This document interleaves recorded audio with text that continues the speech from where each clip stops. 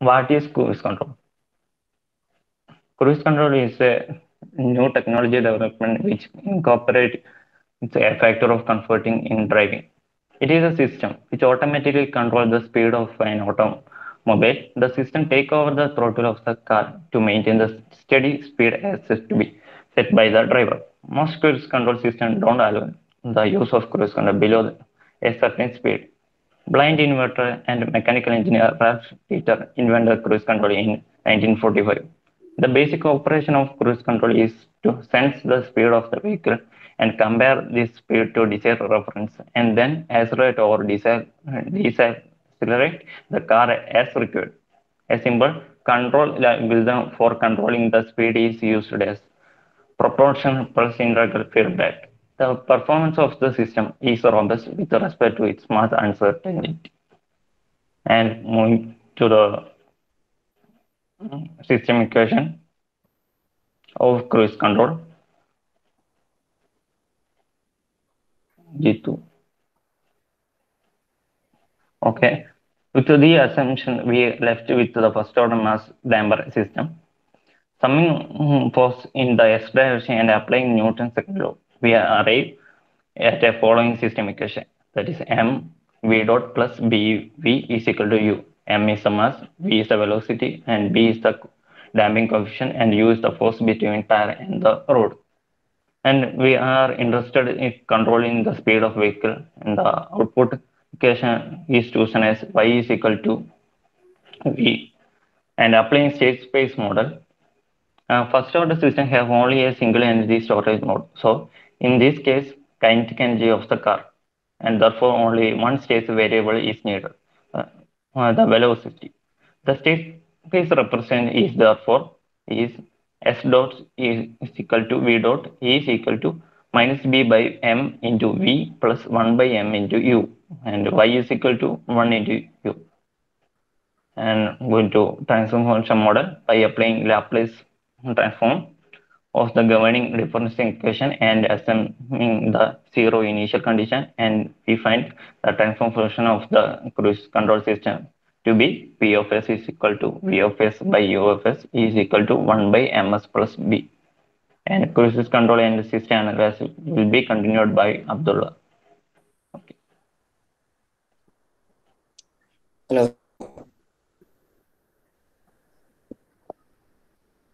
Excuse system analysis.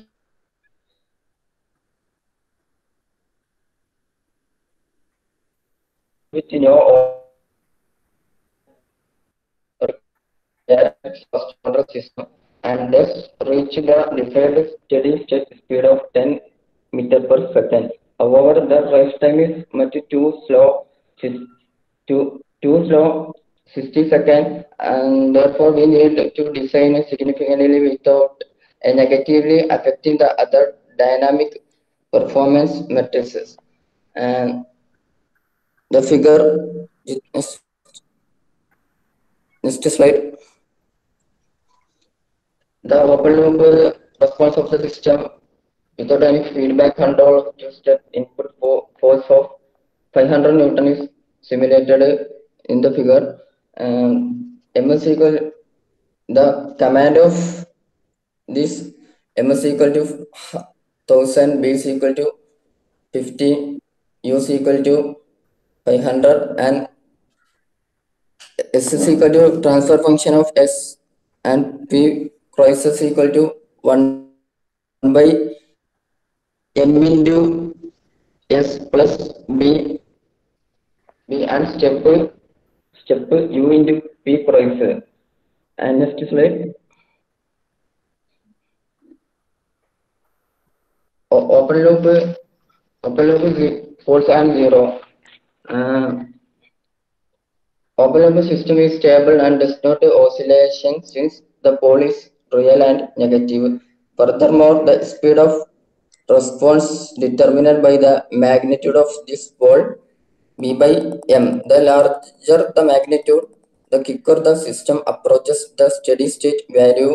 Typically not able to change the system parameter to change the dynamic response of the system. We must instead design control which which is the poles and zeros of closed loop system to meet the desired performance specification.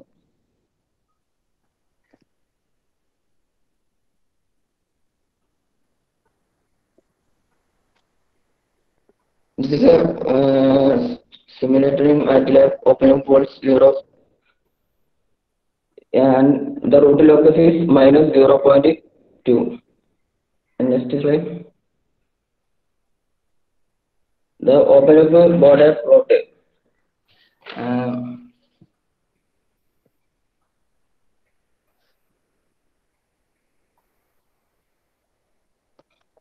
Border plot exhibit the definitively features of first order system, including a minus 34 decibel and minus 45-degree phase at the corner frequency of omega is equal to V by M, that is equal to V is equal to 50 and M is equal to 1000, and omega is equal to 0.05 rad per second, and minus 20 dB per decay of roll off at a high frequency. Next is controllers is type Amina.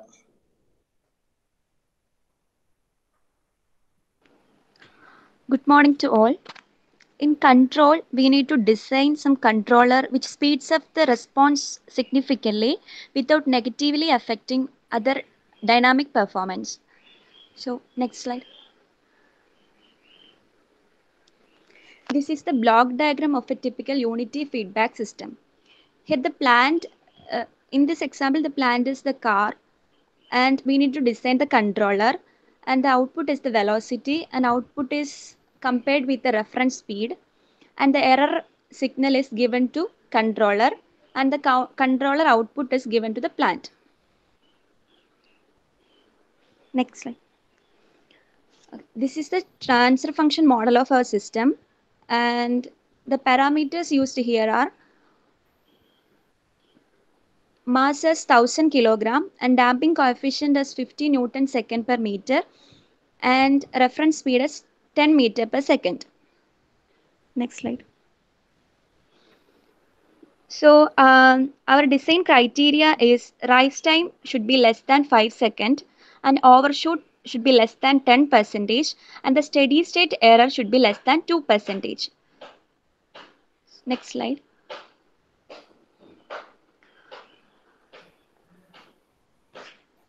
The first controller is a proportional controller. In proportional controller, the output is directly proportional to the input. That means the error signal. And the first thing to do in this problem to find the closed loop transfer function with the proportional control, that is the CSKP. By reducing the unity feedback block diagram, the closed loop transfer function with a proportional control become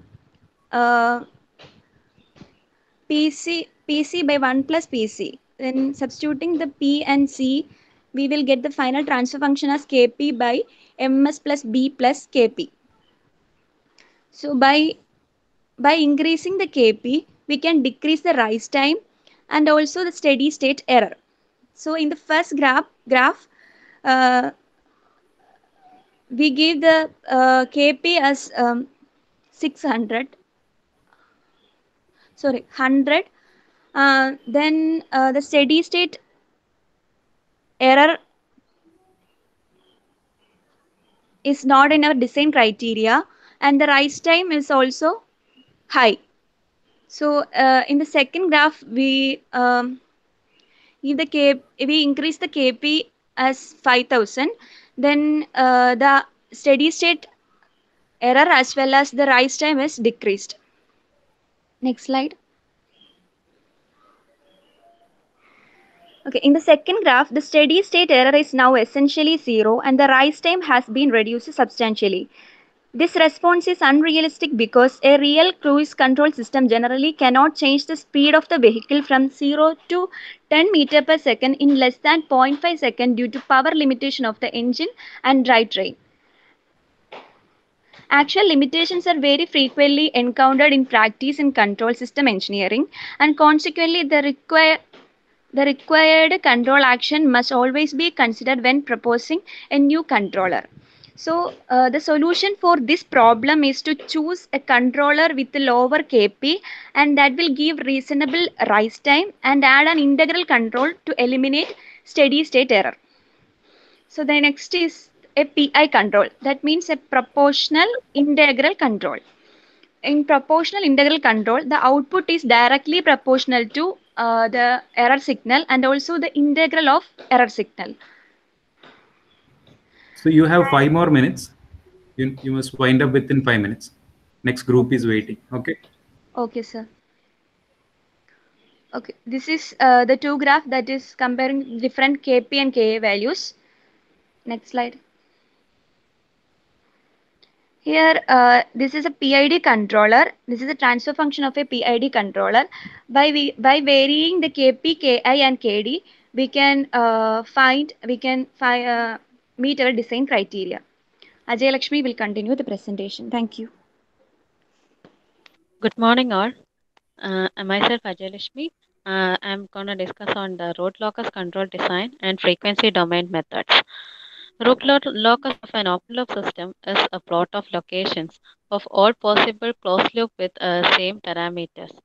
And here is the graph, a root locus graph, and one of our design criteria is to have a rise time of less than 5 seconds. And from the system model equations, we have the natural frequencies, which must be less than 0.36, and damping ratio must be greater than 0.6. Since the maximum overshoot must be less than 10%, it is the root locus plot generated by using split function, which is used to find an acceptable region on the root locus. Here, the dotted lines in an angle indicate the locations of constant damping ratio, which is equal to 0.6, and damping ratio is greater than 0.6 in between the lines and less than 0.6 outside the lines. Here, the semi-ellipse indicates the locations of constant natural frequencies, which is 0.36, and the natural frequency greater than 0.36 is outside the semi-ellipse and smaller than 0.36 inside.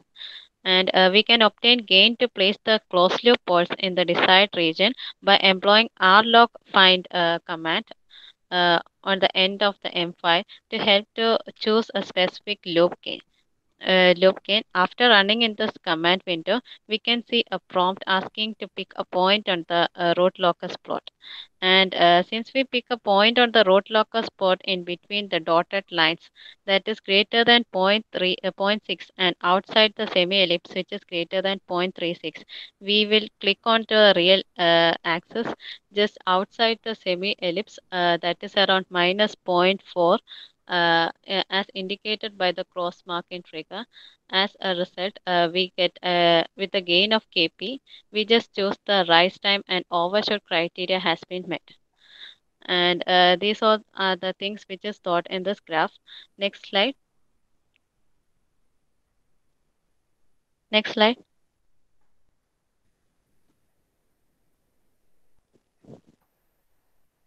Jitu, next slide.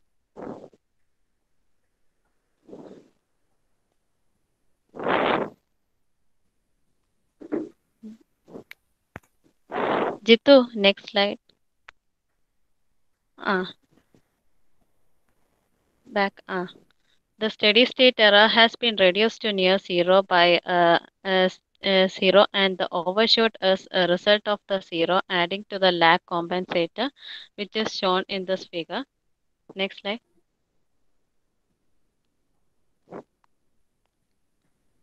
Back. Lag controller.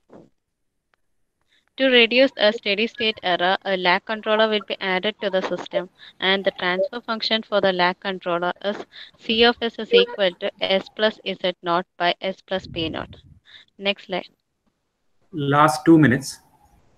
Including the loop gain, the closed loop transfer function is Y of S by U of S, and by this we will get as I said, a 0.4 is plotted in the graph. Next slide, which is shown in this figure. Next slide. Next is the next we move upon to the frequency domain methods for controller design, and here the performance specifications will be same for root lockers, PID controller as well as the frequency domain. That is rise time less than 5 seconds, overshoot less than 10%, and steady state error less than 2%. Next slide.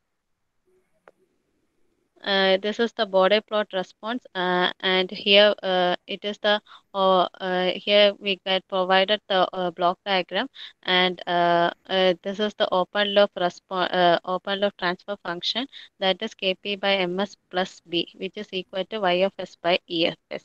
Next slide. These are the step responses as well as Bode plot, which has been obtained by giving this equations. Next slide. Next is the proportional controller. In this proportional controller, the steady state error can be found, that is SS is equal to 1 by 1 plus m omega tends to 0, which is into 1000 into 100%. For the system, we obtain a steady state error of 98% and low frequency gain of minus 34 dB, which is equal to 0.02. Next slide. Okay, fine. So time is up. Next group is waiting. So can you wind up in another 1 minute?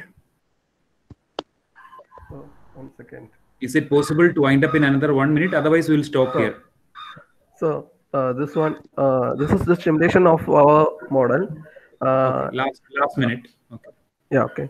This is the input. Here is the input and the integrator coming inside the stimulator, and with we are the wind speed is coming as the damping coefficient. It's not the stimulator, it is simulator. Okay, stimulator okay, simulator. Okay, continue. Yeah, okay. And this plan model is given the input from Kp and Ki, so that we can control the speed of the wind and the tire friction, etc. And the input is here. We can control by giving values to Kp from the input here. Putting Kp and Kp is equal to 800 and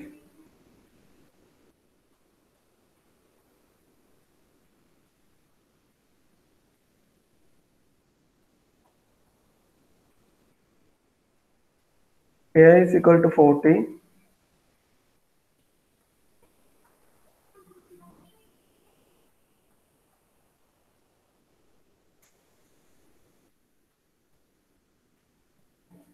We will get the value here.